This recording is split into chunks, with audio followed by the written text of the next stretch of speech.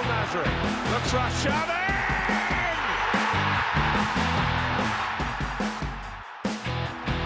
Gabriel Martinelli jusqu'au bout. Oh, il a fait l'exploit de Gabriel Martinelli, le coast to coast façon NBA pour relancer les Gunners.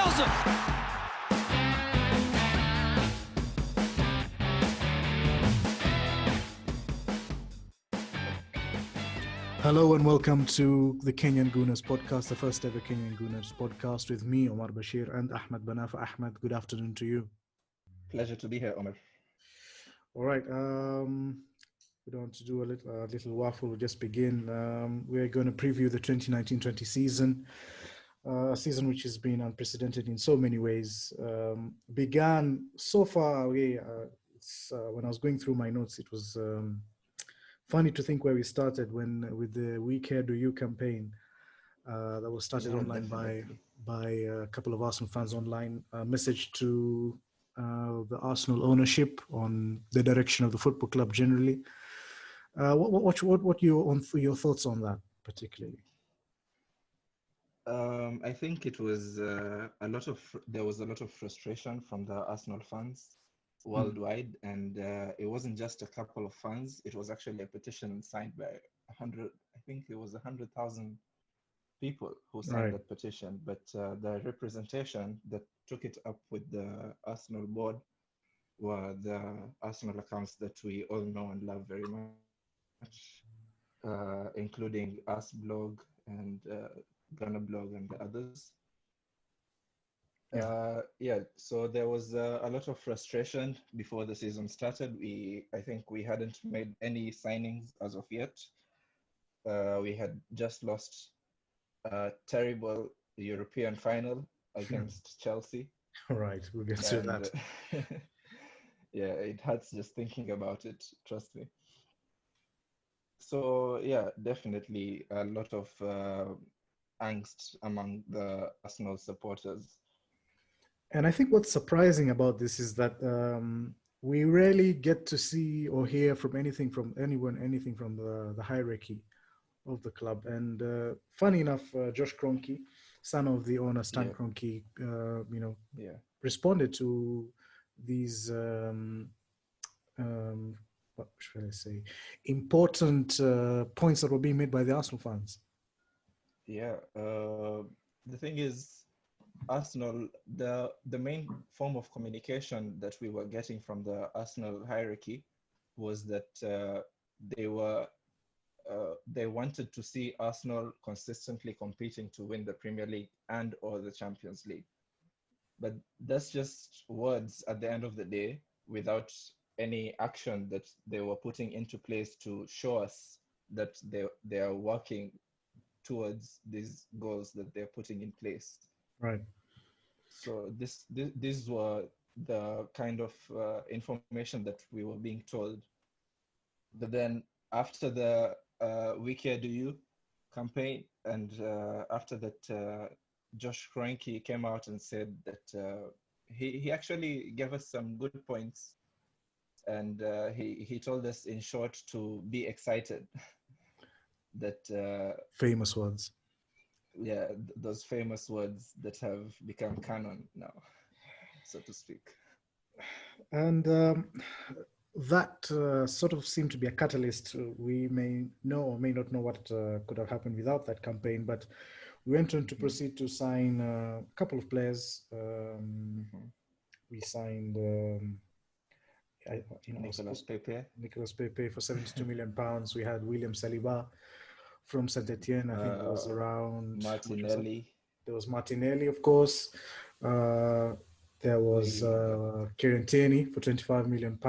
We had David Luiz came in for around £7 million. That figure might have been disputed.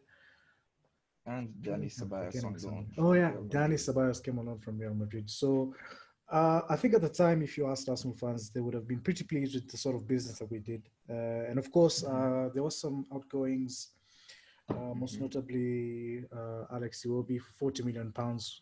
For 40 million to Everton, that was That was actually a pretty. I was actually kind of sad to see him go because Yeah. he's a homegrown player. He came Mhm. up through the ranks at Arsenal Academy, but selling him for a fee of 40 million pounds, I think that was quite something. And all in all, I was pleased with that transaction. Yeah, I mean, when you have players from the academy, they sort of plug holes in the squad that you have. If they turn out to be good players, then that's fine. You can use them in your squad. If they don't turn out to Yeah, be, got experience from them, and you can sell them for a good fee. definitely. So I think it was good business all around for us. So signings done, preseason done, season begins. Fans, I was very optimistic. To be fair, I looked at the competition at the time. Mhm. I think it was Chelsea who were going through the transfer ban. Manchester United, they'd made some good signings, to be fair, but I felt confident that we could get top four in the beginning of the season. Of course, how deluded I was. What was our first game of the season back then when we started? Um, we played Newcastle. Famous 1-0 to the house. I think it was Aubameyang who scored a fantastic goal. Oh yeah, right, right. That game is famous for the Emery reaction to Joe Willock's tackle. I I think we won that, but then we went on to lose a couple of games. I think we faced Yeah, Man City pretty early on in the season, I'm trying to recall didn't we? here. I think the second game was against Burnley. We played well. Burnley.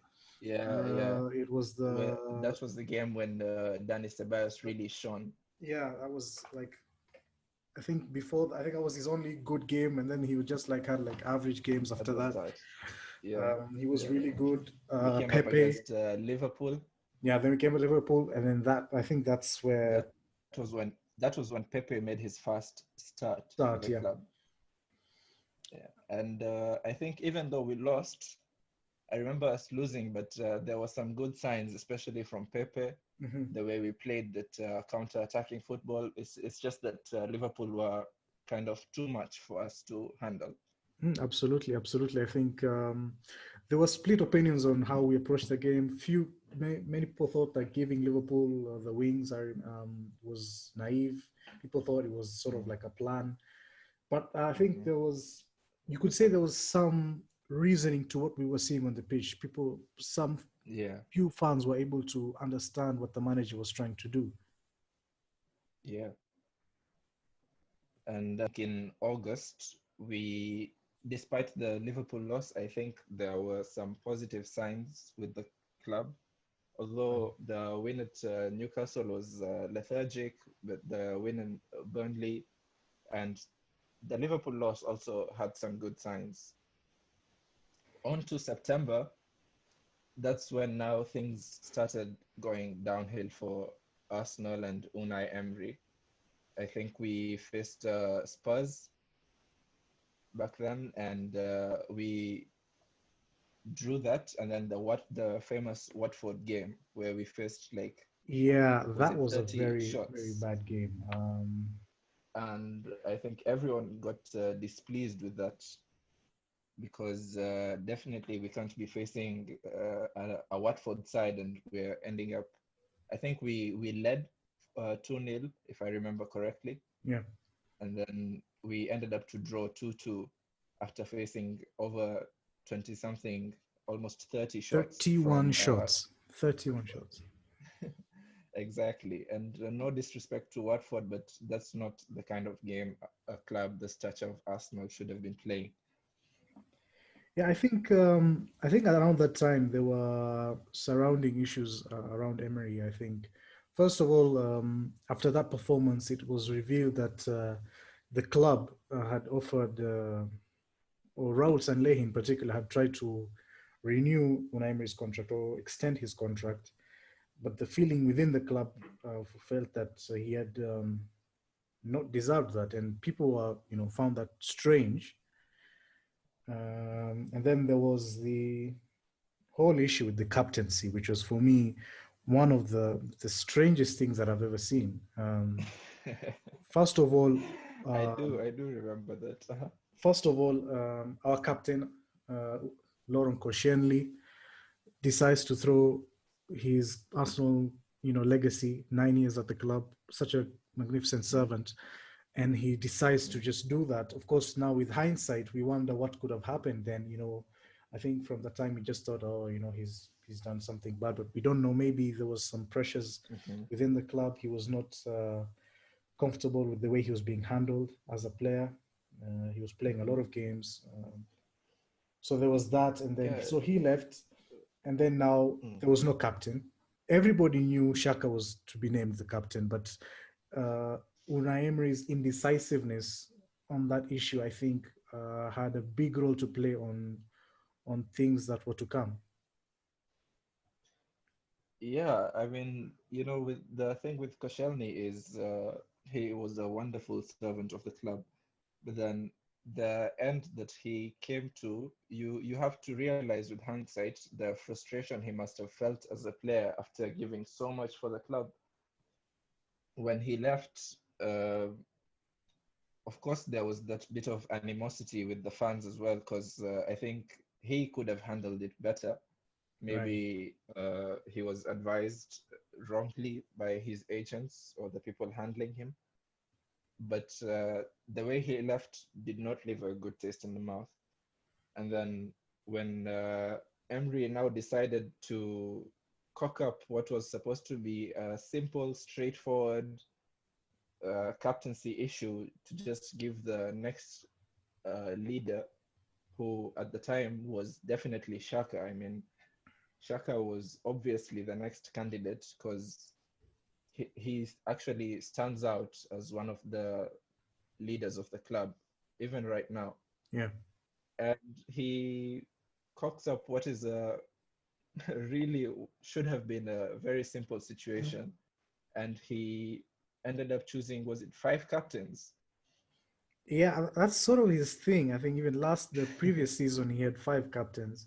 I don't have an issue with that. My issue was how long it took him to name the club captain. I think I think what he should have done, he should have said, okay, fine, I don't know who the 5 captains are, but Granit Xhaka, you're the captain, you're our leader, do what you need to do, and then sort out the rest. But it was a joke, to be fair. Yeah, definitely. Um, he definitely mishandled that whole situation, and this further created issues on the it caused issues on the pitch as well. Mm-hmm. And I think we started seeing it in the results that we were having at the time. Yeah, I mean, we started to go on a spiral in terms of our Premier League form.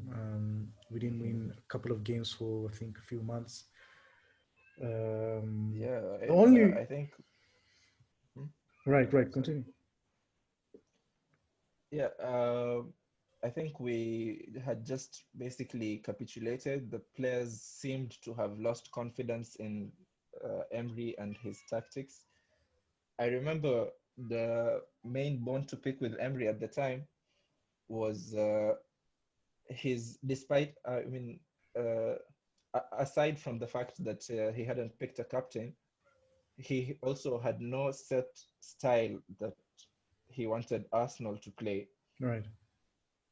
Right. So most of the time we were just a reactionary team. We would only react to what the opposition were throwing at us, Mm-hmm. which was a bit unfair on the players. These players we have really top players in our club, the likes of Aubameyang, Lacazette, Shaka. These guys, they need to have a certain style that suits them, that speaks to them. The likes of Ozil, you can't just play a reactionary kind of game without imposing your own style against every team, even if they were, Premier League minnows, the newcomers, the likes of Aston Villa, you know. Yeah. Uh, how we really ended up struggling. I remember that game against Aston Villa because we got a red card, but we Yeah, still managed to win because yeah. and with an Aubameyang free kick, if I Hmm. remember correctly. Yes, it's true. Yeah, It's but the I thing think is,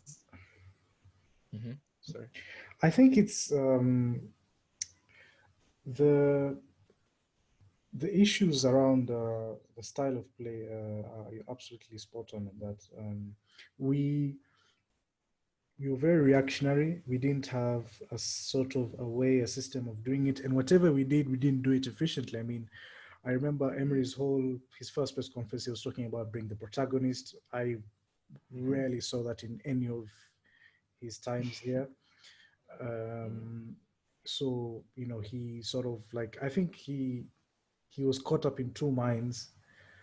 Um, what basically I could say, he was sort of the wrong appointment for the club because I think with Emery you needed him to be backed. I don't think the board or the executive committee truly believed that Unai Emery could take us to the levels that we aspire to be. Rather that he was a stopgap, and there was no sort of plan or progression with Unai Emery. So he, in himself, was sort of dealing with that situation, and then of course having some issues with the squad, issues with Mesut Ozil, whether he had personal issues with him or it was from the board, we don't know. We do know that the club has been trying to get rid of Ozil, but that certainly was a factor Mm-hmm. because Ozil is such a fan favorite at the time. So going back against him, maybe even have caused some issues with some of the players. But the strangest thing about all this is that during our midweek games in the Carabao Cup and the Europa League, we were absolutely spectacular. Why, Yeah, I do remember that uh, we were really playing well. I think the midweek games for sure we were definitely on top form, and it was actually strange considering we couldn't translate that form into the Premier League games. But definitely it was really nice to see how the young players were coming up. I really enjoyed Gabriel Martinelli yeah. and Saka, Joe Willock. They were all really firing over the midweek games, and it was actually really nice to see. Yeah, of course. I was so much looking forward to watching them. Then watching us will became like a chore. Like, oh god, we're playing today. So you have to go and watch it. So I mean, but in the midweek it was so much fun. The playing. Mm, I think also Kieran Tierney just come back from injury, so we were seeing bits of him. We're pretty excited about mhm. that. So it was midweek was a distraction of. It was really strange, don't you think? Why do you think he couldn't? I mean, Unai Emery couldn't translate that midweek I think form into the Premier League form. What do you think that was about? it's difficult to pin it on one thing. One thing I would say is that I think from the young players he had the trust because he's the boss, he's the manager. We trust what he's going to do. So maybe they took what he said on board in Hmm. whatever messages that they were doing. But when it comes to the Premier League, of course, the levels of position, the quality of the position, sometimes may help. But I think that could have played a factor that I mean the senior players at the club were not really convinced about what Unai Emery was trying to bring. Um, yeah, this Premier League form really brought out the worst of the fans, and I think it culminated in the Crystal Palace game Hmm. with the Granit Xhaka tantrum. Yes, I think that was a very important episode in this season. I think it was. I think Shaka at the time was a lightning rod for all the things that was happening. He was the Hmm. manifestation of the manager on the pitch, and anything that he Hmm. did was being criticized and Yeah, being put he could on. do no right. Yes, exactly. So when that happened, we all know what happened. The reaction from both sides. and the stress that he was going under. He just his wife just gave birth. So, and it was a lot of factors, and I think a lot of people underplay the effect of Baku and what that I felt like we as fans didn't really address that. I think like when Baku happened, we were like, okay, fine, that's gone. We I don't want think to talk as about it. fans, yeah, exactly. No It's one wanted to talk about it. We to just talk. buried it. We buried that episode, and that was done as far as anyone was concerned. Yeah, because But talking to other supporters of other clubs, they were like, how has this gone toxic so quickly? You know, people were really surprised. I mean, okay, fine, you know, you can have bad forms and but it was really, really bad at that time. And people were like, what the hell is going on? And I think that Baku was really, it yeah, was really the important. psychological effect of Yeah, you know, we underestimated the psychological effects that would have on the players. You know, as fans, it's easier to just push it off, yeah, to just bury it as we had done. But the players are experiencing this day in, day out. You know, they go through this thing day in, day out. yeah. So it definitely must have been difficult for them to get it in them to bounce back. Maybe that the psychological effect of that was wearing on them, and now the fans as well, with the toxic atmosphere in Emirates, as well as the away fans Was sometimes, you there any know. support in Emirates? To be fair, I think people had just like said, we're not having this anymore. No, I'm not gonna come to the no. games. I mean, even with the goals that we were scoring, I mean, it was really muted most times. There was this goal, I think it was versus trying to remember Southampton. I think we were losing the game, Mhm. and then Yeah, Lacazette scores, Lacazette and then he was scored like, at the end. okay, Yeah, I've scored. like What have I just done here? Oh, okay, right. Okay, it was onto the almost halfway like he line. didn't Come on. want it, it was almost like he didn't want to score, you know, like Yeah, at this point, like also at the time, well, the agenda against Emery yeah. had really built up steam, you know, and we were almost hoping to lose so that Emery would get the sack. I know that's crazy. And I mean, fans were like, ah, "We lose, so this man can go." can you It had imagine, gotten to like such how levels. bad it must have been? I mean, people were Even that, considering Mourinho. People were you know, considering Mourinho. I'm nervous to say this out loud, but I was one of those people, you know. uh, yeah, imagine Shame, how bad. shame. I'll take that. I'll take that. I can't imagine us under Mourinho anymore. Trust me, I've seen the error of my ways. I think the good thing But is he went to Tottenham, so we can properly hate him, hate, yeah, and that's yeah. good. Yeah, so that was really shocking that the fans, it had almost translated, you could see it had translated onto the players themselves, where they're like, we don't want to play for this manager anymore. Yeah, And I mean, whatever he's asking us to do, it's not what we want to do. It's not how we have wanted to play, you know. I think the point you made with the youngsters responding better to Emery, I think that stands because, you know, with the more experienced players, they've already grown up as professionals. You know, they're in their mid to late 20s. yeah, They've already established a certain style of play. yeah, So it's definitely hard to ask such players to change their ways, you know. yeah, And absolutely. we actually had quite a number of those players starting our Premier League games. So the style that, I don't know if I should call it a style because it was non-existent, but the kind of game that Unai Emery wanted us to play Yeah, did not, the energy did not just transmit to the players. yeah, I agree, and I think we there was calls from the fans. Now it was crazy, and then came the comment from the hierarchy that was about noise from the fans, Yeah. that it's just noise and they were backing up the fans. Hmm. Yeah, I mean, that was insane. I mean, yeah. you Just can't just talk about tell. that. I just have to take something on the door.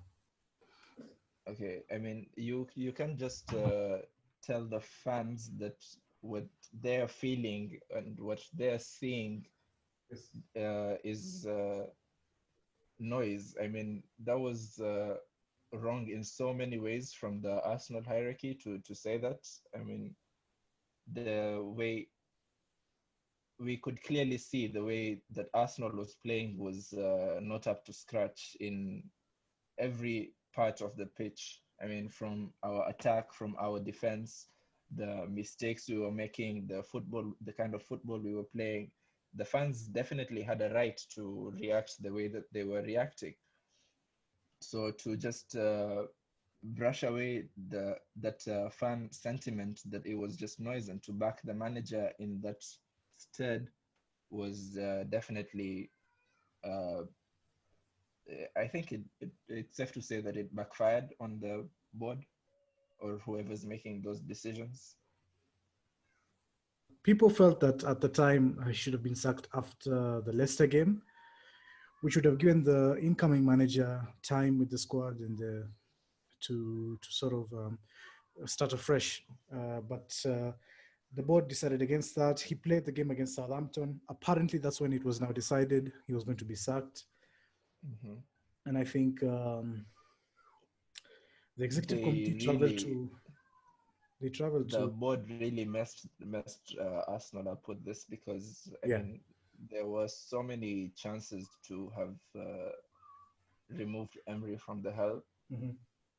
After I think the Leicester City, as you said, you're right about that. That should have been point. I mean, the all the fans had seen it. I kept wondering at that point how the Arsenal board could still back a manager despite everything that we were seeing as Mhm. fans, and it makes you wonder really what was happening behind the scenes Exactly. and how Emery was being given that leniency that he was being shown. Mhm. Yeah, so I think it all came to a point where Emery now couldn't redeem himself after the Arsenal legend Daichi Kamada from Frankfurt. Oh my goodness. And Frankfurt a win, I remember in the Europa League. Yeah. It's important at this point we say that I personally I don't think Emery is a bad manager. I don't think you win all those trophies by being a bad manager. Yeah, we're not saying he is a bad manager. Yeah, I We're just think saying he it was wasn't just a the wrong perfect fit. fit He for. wasn't. It was Yeah. just the wrong fit for the club, especially at the point where we were at, and all the circumstances surrounding Mm. his tenure at the club just weren't really going for him. I mean, if he wins the Europa League, maybe he's still the manager, but he didn't, and that's why he's not. Yeah. So he's sacked. Freddie You're becomes right. So interim boss yeah, he becomes interim again. manager with basically nobody as his caretaker manager. I mean, I could have taken my dog to be his assistant manager. It got Permatasaka, who's the academy manager, and then I think Yeah. the under 23s goalkeeping coach, and I think that was it. I mean, that's crazy. And That's crazy. yeah, definitely. And again, this didn't help the situation any better Mhm. because as we saw a tiny bit of improvement, I think, as just not in terms of results, just as an eye test. Mhm. I remember watching, I think we watched it together this game, the game against Norwich, Lindbergh's first Yeah, match yeah, as yeah. interim That manager. was a good match. It was a Yeah, good match. it was a good match, but then there was some increase in intensity with the Arsenal side. But then Mhm. it was the same thing where Norwich kept coming at Arsenal, kept coming at Arsenal, and the man of the match was ended up being Leno, if I'm not wrong, because he ended up saving us from Yeah, I mean, without Leno, I from don't know where it would be, honestly. I think, yeah. I mean, uh, that speaks to the situation as well. That the fact that exactly. Leno kept picking the Player of the Month or Man of the Match awards game in, game out. It was always either Leno or Aubameyang. So Yeah, I mean, there was a game, I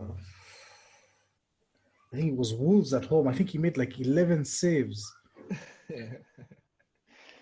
It was yeah, crazy. It uh, was crazy. I mean, yeah, that's definitely crazy. I mean, if you as a player, I mean, you wouldn't want to be in a team that takes that much abuse, mhm. because at that point it definitely felt like abuse. You're overworking the guy.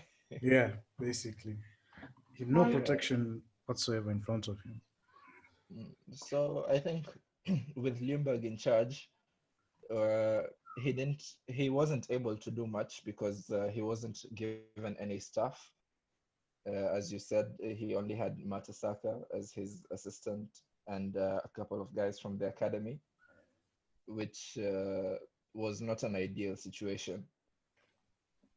Absolutely, I agree. We took time to appoint the manager. I remember the Man City game. Arteta was there. Mhm. And then the following Monday, the executives were seen pictured at Manchester in his house, I don't know, at 1 a.m. or something like that, trying to get him to. I think that was PR, most of it, like we're trying to do something. Yeah, yeah. It That's must my have view. been because That's my the view. way, I mean, the way they took so long also to appoint a manager who they'd already talked to, that wasn't the first time that they had approached Arteta. Mm-hmm. And I think the way they took so long was, I think they were trying to play on Arsenal fans' feelings. This is just purely speculation, of course, because they definitely could have done a better job of picking the manager. But the information that was coming out was that they now wanted to pick someone who aligned with the Arsenal DNA, you know? All right, whatever that is. Yeah. No one knows what that is, apparently. Yeah, so yeah, we finally did pick Arteta as manager. I mean, that That was was towards the end of December, yeah, I think. mid-December, towards the end of December. At Arteta is that point, appointed. Arsenal were 11th, I I don't think, by know. the time I Arteta was just picked. I just remember we were in a relegation scrap. Like there was it was realistically like if we lost like one or two games more, we could have been in a relegation scrap. It was that Yeah, serious. yeah. We are in a relegation scrap. Things were definitely, it's safe to say, things were bad for Yeah, Arsenal I think at when he that point in came time. and he had his first interview, I got a Hmm. sense of calm from him because Yeah, it's been such a roller coaster of a season at that point already. But when he came, he gave me that assuredness that right, I'm in charge, everything's gonna be okay. You just gotta trust in what I'm trying to do. And I think that interview in itself took him a long way in terms of gaining this trust. I don't think he didn't what's the word I'm looking for? He didn't sort of against us. yeah, he And wasn't he definitely knew what he was what he was getting himself into. exactly. And my point is towards the support. It's not like he didn't have the support, but with that interview, he sort of like rubber stamped it. Like the fans were totally behind him, and I think that uh, Yeah, took and him in good stead. yes, definitely. I think all the fans after the Emery debacle, I think everyone had set themselves on backing Arteta because the way he spoke, as you said, the way he was affirmative, the way he knew that he didn't sugarcoat anything in his first interview. He knew the size of the job he was coming to do, and basically he just said, "I know what I'm coming to do. I have my own idea of how we want to play, and things will be non-negotiable, and it's either his way or the highway. Mhm. And he wanted to see this translated into the players. And immediately he came on, he worked on instilling this culture where you work hard, and that's it. That's what would get you game time. I mean, he had an almost immediate effect, even with the players. Yeah. And you could see that despite drawing his first game, you could see the kind of game that we were playing. Yeah, I That was mean, against Bournemouth. yeah, the one that really got to me was the Chelsea game where we lost basically against Chelsea at home. But I think Arsenal fans, we left the game like hurt, like we lost the game, which means something. You know, it means that we deserved Yeah, something from the game rather than, yeah. yeah, we should have lost the game. That's a fair result. What was happening against Emery? I mean, with Emery, but now with I think that what for me was the main thing that when we lost that game, I felt really hard that we should have won or we should have Yeah, won something we from the felt game. cheated as Arsenal fans, Yeah. because I do remember the refereeing itself was shambles on that game. Was I it Mike think Dean? the referee cost us. Was It it was, Mike you Dean? remember, I think, I don't remember I'm the gonna pin it referee on Mike name. Dean. Anything refereeing, we're gonna pin it on Mike Dean. Stupid idiot. Yeah, but then there was the Jorginho penalty. The guy who should have been sent off, I think. No, he scored. He Do you scored. remember that? He scored from. It was a free kick, I think. Yeah. Oh, the penalty was the second game against Chelsea, Yeah, was it? it was. Anyway, the point is, Jorginho should definitely have been sent off in that game, and Hmm. we were playing really, really well, and we had definitely deserved to win that game. So you're right, we left that game feeling cheated. We left that game feeling sad that we had lost, and it was actually a nice feeling to have. Yes. I know that sounds strange, coming from a loss, but it was a good game for Yes. Arsenal. Yeah. So we went on into the new Then year, new optimism. We were feeling great, and then the Chelsea game, the return leg happens. We all know how that went. The now confirmed goal of the season from Martinelli. It was an incredible game. Pause the recording. Pause the recording. So after the Chelsea loss, I think the next game that we had, are you recording? Mm-hmm. Okay, the next game that we had was Manchester United, where Arteta finally got his first win as Arsenal manager. Right. On New Year's Day. It was a good game, good win. That was a really excellent game, almost unforgettable. I remember the first half. It was absolutely incredible, and the pressing. There was a time I remember. I think I specifically remember this. United were trying to play at the back. It was the first half, around the 30-something minute, and then we pressed them, and then it went out, and it was our throw-in. I jumped up like it was a goal. I was so excited. Like, I was like, yes, this is what we should have been doing. It was so good. Yeah, I think this is one of the few games we hadn't watched together this season. Yes. If I'm not wrong. Yeah. True. So yeah, it was really exciting to watch the game. The way we pressed everything, we did everything right from back to front. The Pepe, I remember the Pepe goal early on. I think it was around 8 minutes in. Yeah, first 10 minutes, I think we were 1-0 up. Yeah. So Nicolas Pepe got into the box, which is what we want to see from him. Mm-hmm. You know, what we wanted to see from him, Mm-hmm. and he got in from. I don't remember who gave him the assist. Was it Saka? Or was it Obama? I don't really remember. I think it was a left-footed. Anyway. It could have been Kolasinac. It was Kolasinac. It was Kolasinac. He did have a very good game that day. I remember. Yeah. Yeah, that was a really good game. And I remember the reports coming out of that game. I think David Ornstein wrote about it, how Arteta gave them a really moving pre-match speech Yes. to really motivate the players. Hmm. And it's something that we hadn't seen for a really long time, you know?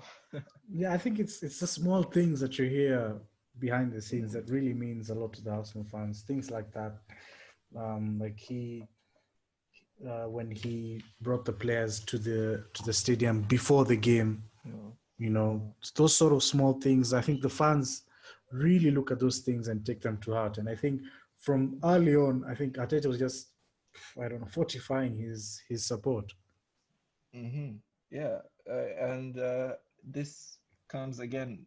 You know, we see what he's doing from the players also because we had seen almost overnight or maybe after like the games that he had, the form of Granit Xhaka, it immediately, almost immediately picked up after Arteta had joined, and it's basically how Arteta had sat down with Xhaka because I remember the abuse from the fans and the form that he had under Emery and in part under Lindbergh, it wasn't so good. Mm. And I think after Arteta sitting with him and talking with him about how important Shaka was, Shaka I think felt appreciated and he was used in a very interesting way early on. Um, you know me, how I like to talk about the tactics and Right, formations. right. Yeah, the way Shaka was being used almost as a uh, left back in a way Hmm. to enable the fullback to push up on to create a front five. I don't know if you remember that. Yes, And I on do. this other side, we had an inverted fullback. I think that was a very interesting formation and how Shaka was being used and how he was being appreciated. And this really turned the players around. I think we felt like it was refreshing. Uh, it was a refresher for these players after Arteta had come on. I think what we all appreciated was there was a pattern of play that we could buy into, that we could Hmm. see on the pitch. You know, there was no sort of horseshoe football. It was all out there. We could see what he was trying to do. I like that horseshoe football. The less said about that, the better. Um, it was good to see that there was something being developed by the Yeah, manager. The there players were was buying a into it. distinct pattern of play. Yeah. So, Yeah. Mhm. any other key games? I think there was the Chelsea away game, which everybody talks Yeah, about. That was the Gabriel Martinelli. the Gabriel Martinelli show. I mean, that was a very good. It was a different sort of game to the United game in that we had our backs against the wall. It was away against Chelsea. We always lose away against Chelsea, and we put in a I think performance. I actually think we did really, really well in that game, Yeah, considering we got a red card yeah, absolutely. in that game. So we were playing for the most part 11 against 10 players. Hmm. Yeah, so when Gabriel Martinelli got the ball in the second half after the deflected, I mean after the ball got deflected into his path from Chelsea's corner. I'd like to correct that. It was actually an assist from the great Shkodran Mustafi. Ah, really? Yes. Okay, yeah. I must be misremembering, but yeah, you're right. The ball comes into Gabriel Martinelli and he just runs with it. The run was amazing. I mean, the composure that he showed was really something to see.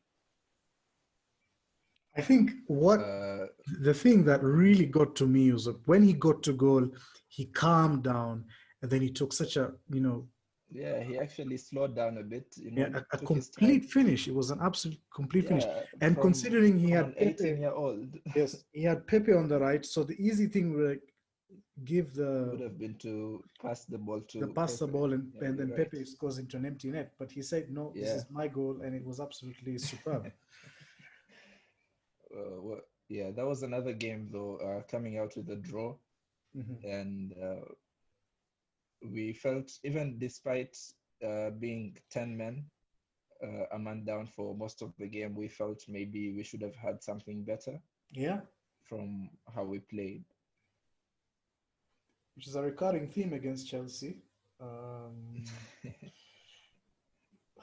But we'll see how we will manage to get a win against them. Maybe. Hopefully next season. Yeah. I think the biggest, the first real bump on the road on the Mikel Arteta Expressway was the Europa League exit. I think that one was really a hit to the gut. I think that really took people by surprise.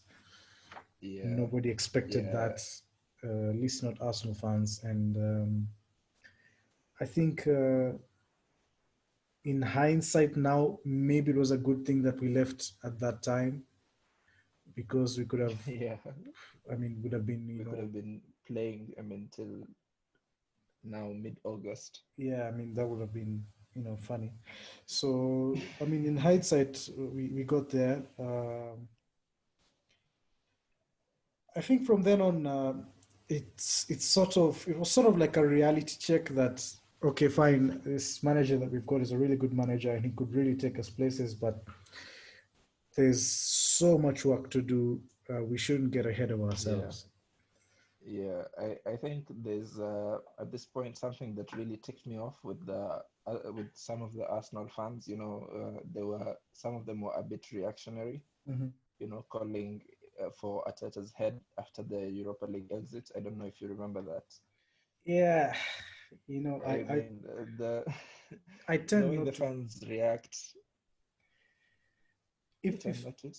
If somebody says that, I think that's somebody who has not watched Arsenal. We have. I don't want to attack people here, but we have some people who basically watch football on live score or something like that, and then they come on and go all prophetic on what they know or not know. So I tend not to pay keen attention to such comments that don't realistically make any sense whatsoever on anything for that matter.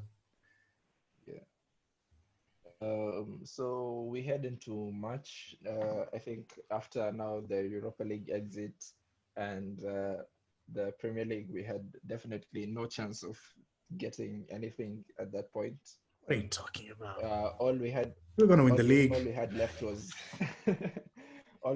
was the FA Cup, really. Yeah, that was it. Yeah, and I think we were facing. I think we'd just been drawn with Sheffield, and we're like, oh my god, we're going to. No. We started the FA Cup. We started with Leeds and then Portsmouth. No, I'm talking and then at the time. Sheffield. At the time of the Europa League exit, I think we were looking at it like we've got Sheffield away in the quarterfinal. We're out of the Europa League. There's no way we're getting Champions League. This is just it was really bad. Yeah, I don't think people saw Arsenal just going through. And the fact that we did was really impressive, considering the teams we faced. Yeah. We then get breaking news from Arsenal that Arteta has been tested positive for the coronavirus. So the game, I think we had to play with Man City, I think the following day. The game was postponed. And then now we have to... and then that led to a sequence of decisions that Premier League was basically shut down. It was really bad news, I think, for Arsenal with Arteta being sick, because at the time we didn't know much about the virus, and all we could do was hope and pray for him to get well soon. I think also a few of the players got infected, but all in all, it's good to know that he came out on top. Right. Yeah. Yeah, go on. No, and with the suspension now of the Premier League, we had I mean, the lack of football was, I don't know how exactly to put this, but it was not ideal for any fan, I don't think. Mm. It's It just was not. something we had to deal with. Yeah. I mean, we really went through all the things that we could do at home. Hmm. The pandemic as well around the world was really affecting people. We with the basically disease we don't know anything about. Yeah. So it was a really difficult and trying time, not only for football but for humanity as a whole. Yeah. And once things started to dissipate a little bit, there was talk of Project Restart and when we could start playing the games. Mm. And then just when you're starting to feel positive, we lose against Man City 3-0, as is the custom, and then we go and lose against Brighton. I think the City game, we were like, yeah, I mean, we just Yeah, we wanted, expected that. we expected that. I mean, they're a better team. Credit to them. But the way we lost also against Man City, I think I don't remember. I mean, I don't know if you remember the first half, Hmm. but we actually were holding our own kind of Yeah, over I the mean, first half. It was only until the individual error by David Luiz, yes. then he got a red card like immediately after the restart of that Yeah, second half. I think we played well. I Yeah. think as well, we had some big injuries. Shaka and Pablo Hmm. Mari, Pablo Mari. they got injured, so we had Mm. to already disadvantage in terms of substitutes Yeah, in a very yeah. difficult game. So I don't. You could try to But say as you it's that, said, but as you I said, yeah. the Man City game we had already kind of brushed off as a loss Yeah, even prior to the game. yeah. I think the one that really got to people was the Brighton game, The and the Brighton one, manner yeah. the manner in which the defeat happened and the aftermath with all that happened with Matteo Guendouzi. Yeah, the Brighton loss definitely was not ideal, especially after I think we did not play well at all. Mhm. And that was the game that Bernd Leno as well got injured. So we Yes, were just left clutching at straws, you know. Uh, I remember I was we absolutely furious at that guy. What was his name? Maupe. Mope. Oh, I hated him. I was like, and then he scored the winner. I was like, Yeah, you know, that's the thing. I remember texting you after this game, you know, because we always the player that should have been sent off. It's he's the guy who scores who the comes winner? back to yeah. I was It so somehow upset. always happens against I was us. I don't know so why upset. this. You had the right to be you had the right to be There was upset, an agenda. There's definitely. an agenda against Arsenal Football Club, and that's what's happening. FA, they need to It respond. it's clear to see. I mean, the refereeing against Arsenal has been absolutely terrible, and it's not just this season. It's been there for a number of years now. I don't want to jump on the conspiracy bandwagon, but I think we Okay. we, we can question some of the consistency of bad refereeing in our games over the last couple of years, and should be at least a point of discussion. Yeah, it should be looked into Yeah, for sure by absolutely. the FA. Yeah, so with these two defeats, I think we started questioning some of the team selection and the formation. I remember most of us kept asking about Ozil and Hmm. Guendouzi came after the Brighton game. There was Yeah, a kind of a bust up yeah, in quotes with the Guendouzi yeah. and the manager, and the fact that Ozil now was being left out of the squad after the restart. Hmm. I think that was a big point of contention because we had just lost those two games, so things were not happening, and we kept wondering what was going on behind the Yeah, scenes. yeah. I think so. I think What do you think about this Ozil situation? Do you think it was justified? Do you think uh, okay. maybe we could have played better with him or without him? I don't know. I mean, we did play with Ozil pre-lockdown. His numbers were really poor, to be fair. Even he was starting basically all the games, but his numbers weren't good. They were not Ozil numbers. Um, but I mean, it takes time to recover from what he had been going through under Emery. But I think um, that's three managers. That's Unai Emery, that's Freddie Ljungberg, and now Mikel Arteta that have left him out of the squad. There is something definitely there. I don't know what it is. I mean, maybe we'll find out when somebody writes a book. I think for me as an Arsenal fan, I mean, I love Ozil. I love Ozil. I think he's a fantastic player. Is he past his peak? I don't know. I don't know. I've not seen enough from him to say that, yes, he's past his peak. He's not been given that many chances to play of late. What I can say is that having this problem with Ozil is not good for the club. It's not good for anybody really.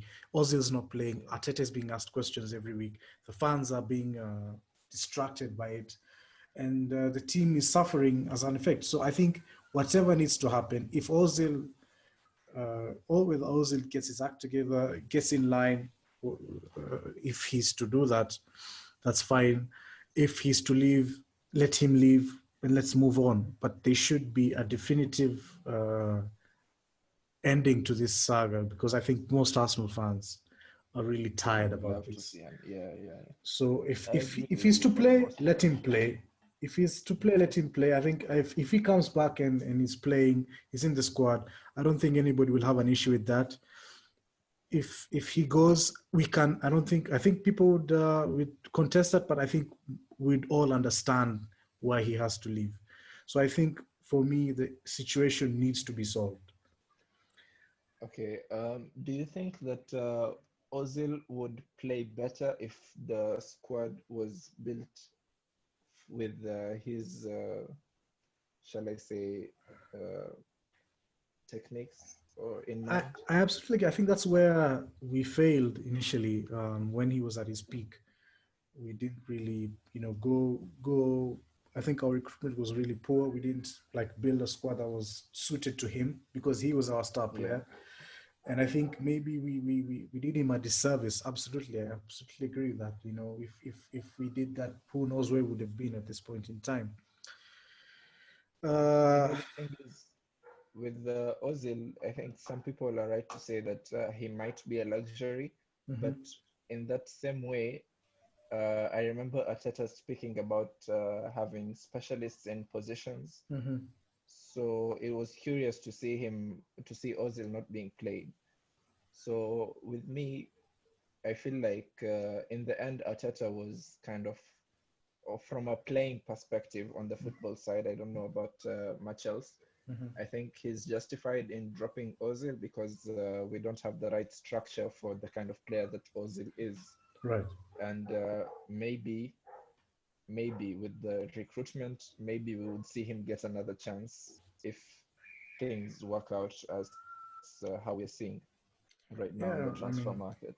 I hope that whatever happens, I hope Ozil does play because he's a fantastic player. He's a player that I love to watch a lot, and I'd really like to see him play, whether it's here or somewhere else. I'd like to see him play. Yeah. For Guendouzi, however, I think the situation is different. I think he's a fantastic player. He has issues which have not just started here at Arsenal. They started at Lorient, they started at PSG, where they felt that he had issues with his attitude. And it's reared its ugly head again. Yeah, so he's a bit of a hothead. yeah. I mean, it's good. I think it's good in some instances, but you need to harness that sort of energy into football, and should not be in other things. I mean, it's not because only of the Brighton situation why Guendouzi has not been playing. It's because of other underlying issues that have been there. It's not been the first time that he's done such a thing. There were reports that he had a scrap with Socrates and the Dubai, what's it called? The winter break. I don't know if you want to call it that. That was a hate. So yeah, I mean, if he's sold, that's fine.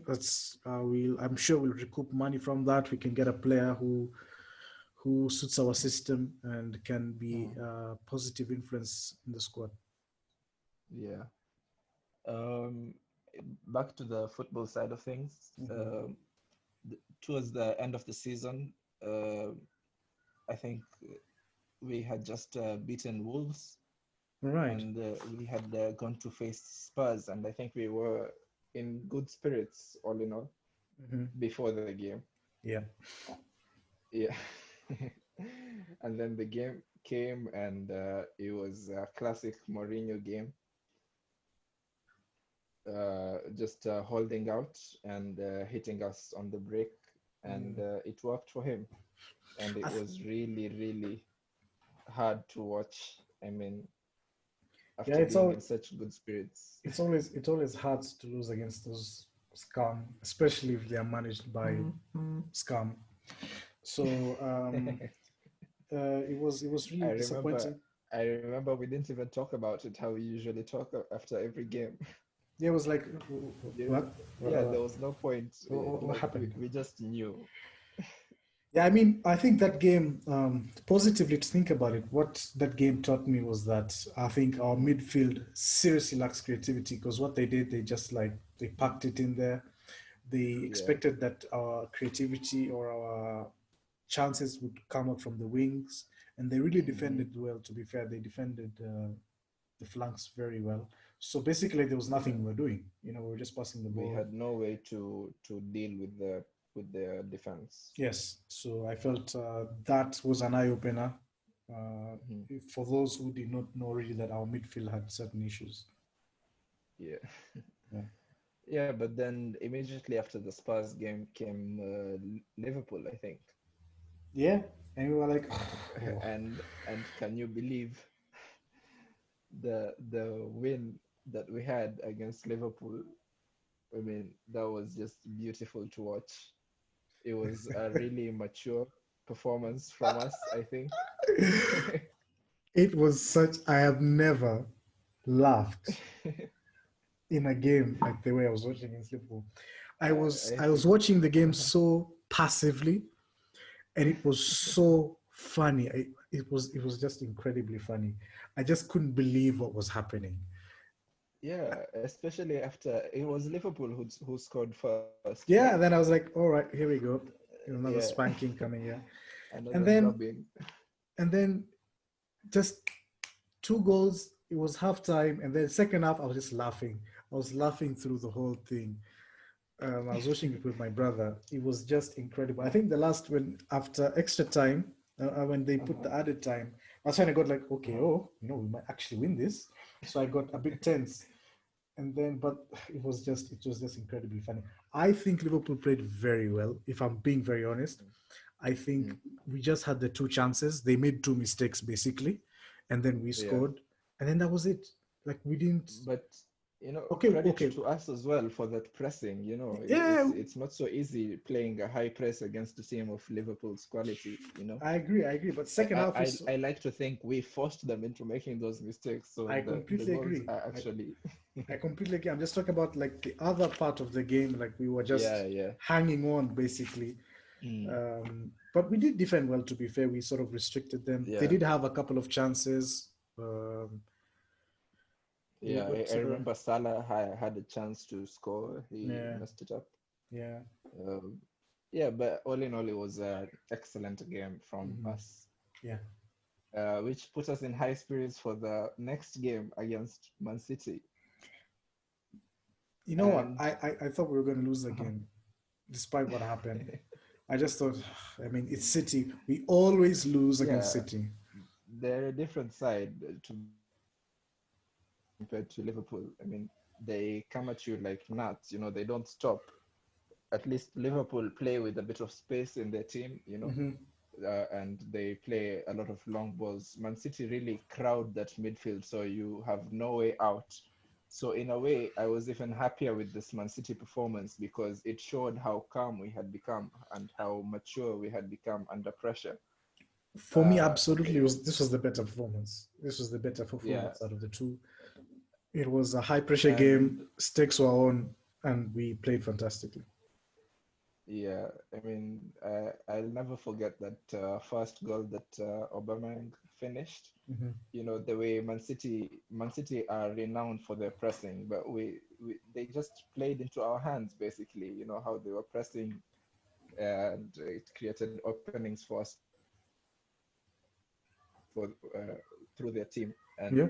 the Pepe cross to the Aubameyang finish, it was just beautiful to watch, Yeah, and it was absolutely. the same throughout the game. Yeah. It was a It was great just performance. fantastic. I think defensively we were absolutely magnificent. David Luiz, I think it was his Yeah, I best think game. they only had one shot on target in that game. Yeah, yeah. I remember it was a Marius shot. I think David Luiz, I like that's his best performance in an Arsenal shot by a distance. He Yeah, was absolutely immense, yeah, colossal at the back. Everything that came mm, his way, he just repelled it. It was a great that performance is the all player round. we signed. Um, what next? What happened after? I think it was the Villa game, Yeah, typical of Arsenal. You win against a semi-final against a big team, and then you go two lose highs to. followed by relegation for the. Yeah, at that Uh, point, I knew like our season sort of hinged on what we did in the final of the FA Cup. mm, So I wasn't mm, really exasperated about what happened against Aston Villa. I think what happened at Aston Villa sort of confirmed to most people what this uh, team needs in terms of recruitment. So I didn't really read much into that defeat. I think as well, Aston Villa needed the defeat more, so we needed the win more. Sorry, so motivation for them was mm. was was was massive.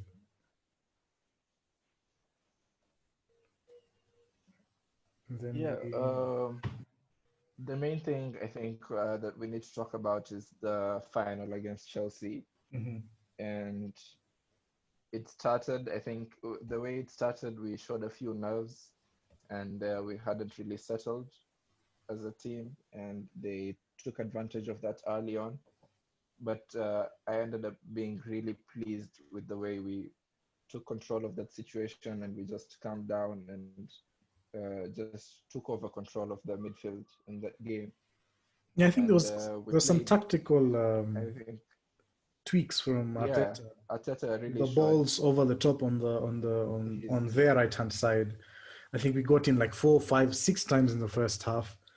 I mean, Aspilicueta yeah, went off with a taking hamstring. advantage of Aubameyang's space. Yes, Aubameyang got a hamstring. Mm, Aubameyang, sorry.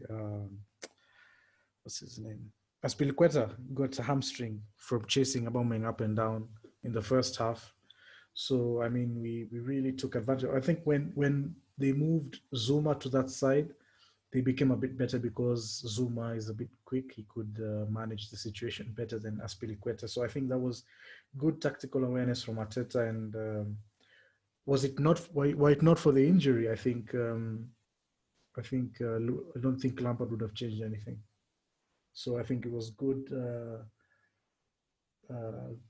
day for Arteta tactically against a fellow rival. Yeah, I think that's basically the season done. We qualified. What I liked about it, we beat Chelsea, a team that I absolutely yes, despise. We won the yes, FA and Cup. then we knocked Spurs out of the automatic Exactly. I qualifiers. was so happy about that. They have to go through qualifiers. I absolutely Wow, hope wow, they wow. get into Chelsea to the Europa League. I want them to suffer. They do not deserve a single ounce of happiness on this earth. And they need to go through those things. They need to go to the wire and then they win the games so they can get into Europa League. That's what I want. I have to say, I just have to say, I really love your passion for your hatred against Tottenham. I don't like them. It's really beautiful. I just don't like them. How can you? I don't understand how somebody can just say and wake up and say, I'm a Tottenham fan. You must be Uh, deluded. it's unbelievable. I mean, if you live near there, I mean, that's fine. If you're Uh, like, if you're like us, like, I mean, you're in Kenya, mm, right? mm-hmm, And you, in your full awareness, decide that mm-hmm, out of all the clubs in the world, I am going to support Tottenham Hotspur. You are crazy. Tottenham, You are absolutely definitely. crazy. I think it just made me really happy. The fact that, and you know what happened is the way Mourinho celebrated. Do you remember after qualifying? I go back to his quote: I "Football was, uh-huh. heritage, football heritage." I mean, In a way, what I loved about that. I mean, it uh-huh. was around that time when Arteta gave this very good quote. He was asked, Hmm. "Mikel, if you win the FA Cup and qualify the Europa League, will you consider this as a good season?" He was like, "Absolutely not.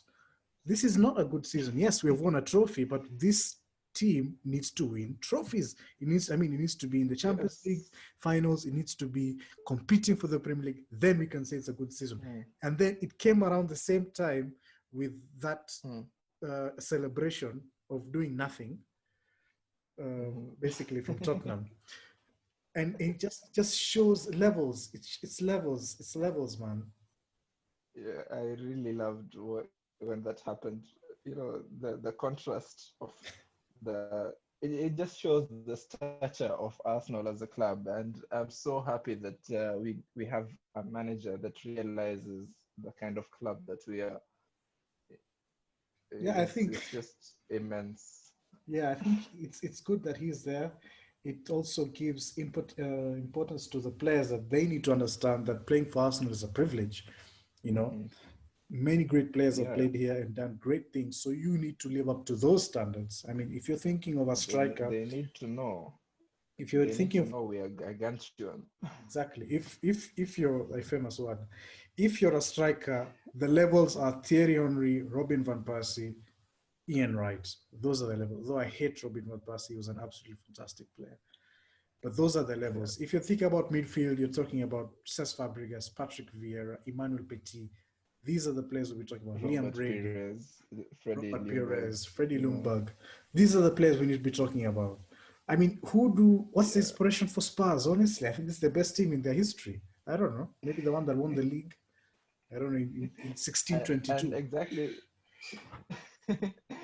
just goes to show the levels. This is our worst season, and in a way, in a sense, we actually finished on a technicality above them on the Europa League standings. We It's won a trophy. technical, but We just still, need to say that we I'm won a counting trophy. it.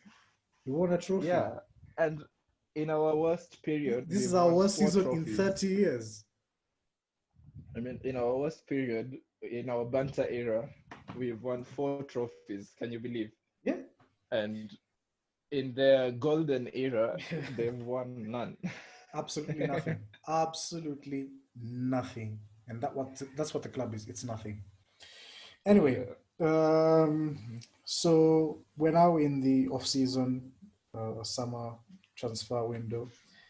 Mhm. We've signed Willian. What's your thoughts on Willian? And there's been a lot of talk about the 3 years that you give him. What are your thoughts on that? Um, Personally, I don't know what to think until he plays for us and where I want to see first where he'll play for us. There's a lot to factor in. William as a player, people don't like him. I don't know why. He's an eccentric figure, I can say. Um, he usually causes a lot of disputes among the fans, Mhm. but I do feel like he is a game changer. He is a player that can do something on his own. His performance isn't dependent on other players around him. Right. He's in a way, I'm not comparing the two players, but I'm just saying in a way he's sort of like when we had Sanchez, you know. Right. His age isn't really a big issue for me, Hmm. and the 3 years, um, I don't know. I think we'll sell him after the second year. That's my opinion. I think it was just a way to get something out of him Hmm. despite his age. I don't think Right. he'll run out the contract. Had we signed him for 2 years, that would have meant him only playing one season for us, which I don't know. I don't know what to think about that. But Yeah, I I feel think. like all in all, it's a good deal for us. Yeah, I think as well. I think as an experienced player, he was won a lot in the game. He gives Yeah. his. He's sort of like the player who will inspire the young players like Saka. Hmm. If he sees who's ahead of him, it's Willian. He's a guy who's won the Premier League many times. He's won international He's competitions won with the Brazil. Europa League. So Yeah. the Europa League. So he's somebody to sort of train these guys or teach them the ropes, basically. He is going to have a sort of like a David Luiz role in the Yeah, team, just I to agree. mentor the youngsters. Absolutely agree with that. And this is good because if you see the kind of team we are building right now, I think it's a very nice balance between experience and young players Mm-hmm. in experience. Mm-hmm. You see how we've brought in Saliba. There's news of Gabriel Magalish. I don't know how to say his name. Coming in, You're who's very brave in trying 22. that. Saliba is 19. Is turning 19. I don't know if he's turned 19 yet. Yeah. Um, the players ahead of them, Joe Willock, Emil Smith Rowe, Saka, Martinelli, Pepe. These are all young players, and Mm-hmm. it's good to have a mix of these other players like Luis, Willian, Aubameyang. Mm-hmm. Players who've won games, who've done it all, and just to inspire them and be a mentor to these kids. So I think it's a good signing if you look at the project building. Mm-hmm. People might not see it that way or might choose not to see it that way and just look at the surface of the player. But I think it's an intelligent signing for our team. Yeah, and it's not like everybody. I mean, people were trying to sign him. Chelsea did try to sign him, but I think the issue with Chelsea To was retain him. the yeah to retain him rather. I think the issue with for Chelsea was that he wanted a 3-year deal. They offered only a 2-year deal. So I mean, you could say, he's not a player that was discarded. He was a player that was wanted by the team. He just circumstances didn't fall right for Chelsea, and they did for us. Yeah. So I think with the news coming in with the transfer season, it looks positive. I don't know if we'll be able to pull everything that we want off, but the signs are good. The fact that I think I alluded to it earlier, Arteta wants specialists in certain positions, Mm-hmm. and these are the kinds of players we're looking at in the transfer market. Every player that we've been linked to so far Mm-hmm. has been a position that Arteta needs. Okay. So What I can only hope that it's good. Uh-huh. is there any signing in particular that you would like to see that maybe we've been linked with? Um, this Leon player, our Yeah, I was this the Twitter page Get French Football News. They yeah, sent a link for how to pronounce his name. So apparently it's Awar. our Awar. Like the R is like a the, Awar. the I don't the know. the French version of A French version of our Awar. Yes, our. Awar. Okay. So that's how he pronounces it as well. So I mean, Okay. that's the one. I mean, if we get him, he's a fantastic player. I've followed him this season, basically, not just even before we had even been start to be mentioned with him. I Okay. really like the player. And then in the Champions League, Yeah, I there's a couple really of like the games look of him. he played Mm, very well. I think his ability to ride challenges, he can carry the yeah. ball very well. He's a very good passer. He can score. Mm, He scores goals as well. So he didn't score mm, any most of the games that people have been watching, but in the league, he's been scoring goals. So if we manage to get him, that would be very good. Can we convince him? I think we can. I think now with the Gabriel we need to. signing, Mm, I think all focus now will be shifted to an offensive signing, and hopefully, we'll get somebody from mm, midfield. But I think our position depends on what we do with Ceballos, because I feel. uh, But I personally I prefer Awar to Ceballos. But yeah. it also depends Me on too. how much funds that we have available for transfers. So we just have to wait and see. This also depends on the outgoings, and I've been seeing a lot of news now. Mhm. News is picking up with the outgoings, which I've been surprised really. I expected more information, but now we are starting to see. I think Socrates is going to go. I think there's been news linking Kolasinac also out of the club, Yeah. and I think you have to remember that the transfer season is going all the way to October this year. So I Right. think there's still a lot of time. There's still a lot of Yeah. Yeah. time Yeah. for these transfers to be done. Yeah, we'll just Of have course. to wait and see what the Arsenal board do. Yeah. Okay. Basically, we have a game on Saturday. um, if we win, it's a trophy. If we lose, it's a preseason. I think that's the consensus about the Yeah, challenge. I think both teams will look towards blooding new players, if any, and just playing youngsters. I think the senior players will be given rest. Mhm. That's my opinion of how things will play out. Right. I don't know. I'd like to win it, but if you lose it, I'll completely disregard it and pretend like I Yeah, didn't care it about it doesn't at all. count. Doesn't count. Doesn't count. Yeah. So before we close out, um, who was your favorite player this season Ooh, that's a good one. for Arsenal?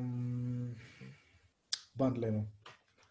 I think there were questions about him Mm, um, when he signed. I mm, think this year has been a year of growth for him. He's become. I had issues. I think nobody has issues with his shot stopping. He's actually quite good at that. I had issues with his when he came up for crosses. mm, I think that was one of his weakest points. I think he started to become better at that. Um, mm. he's become a bit vocal as well. So I think for me, he's been the best player. I think people's since his injury, of course, Martinez has come and has been absolutely superb. And people have sort of forgotten how good Leno was. So Bernd Leno was, yeah.